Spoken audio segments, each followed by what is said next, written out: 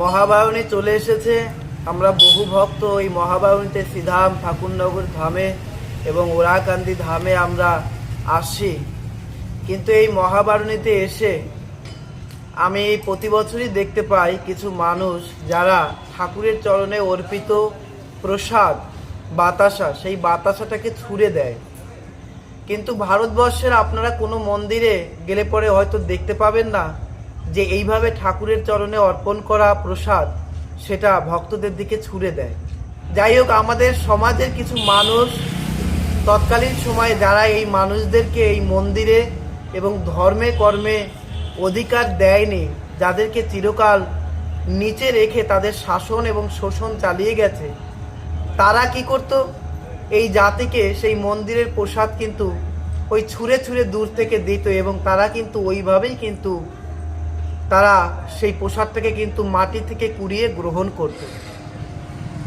কিন্তু সেই প্রথা পূর্বে চলে গেছে, এখন কিন্তু আর সেই প্রথা নেই এবং ভারতবর্ষের কোনো মন্দিরেই কিন্তু এরকম কোনো প্রথা চলে না। তাহলে আমাদের মধ্যে কেন আমরা এই প্রথা আমরা ধরে রাখবো? এইভাবে প্রসাদ মানুষের মধ্যে বিতরণ করার মধ্যে কি মাহাত্ম্য আছে? নিজেদেরকে সেই বিচার বিবেচনা করে দেখতে হবে। আমি নিজেও অনেকবার দেখেছি এই শ্রীধামে এসে সেই বাতাসার আঘাতে সেই প্রসাদটা যে ছুঁড়ে দেয়, অনেক মানুষের চোখে, নাকে, কপালে ফুলেও যায়, আঘাতপ্রাপ্ত হয়। আপনি বাতাসা দিচ্ছেন ঠাকুরের কথা চিন্তা করে, কিন্তু এটা কি চিন্তা করেছেন যে আপনার ওইভাবে বাতাসা ছোড়ার ফলে আপনার কারণে একজন ভক্ত আঘাতপ্রাপ্ত হয়েছে শ্রীধামে এসে? এইটা কিন্তু আমাদের বিচারই দেখতে হবে এবং আমাদের কিন্তু মনে মনে ভাবতে হবে।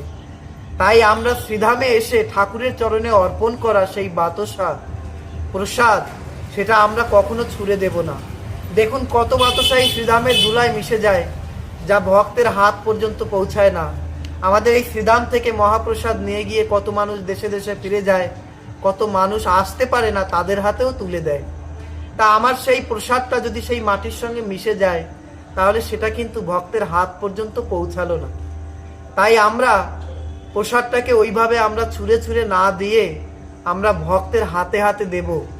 এবং যদি কোনো ভক্ত আমাদের পাশে দাঁড়িয়ে যদি ওইভাবে দেয়, তাহলে আমরা তাদেরকেও বারণ করব এবং তাদেরকে বোঝাবো যে এটা কিন্তু প্রসাদ বিতরণের কোনো নিয়ম নয়। প্রসাদ হাতে হাতে দেব, হাতে হাতে নেব এবং আমরা সেবা করব, এইটাই আমাদের যেন মনের একান্ত ইচ্ছা হয়। জয় হরি বল, জয় হরি বল।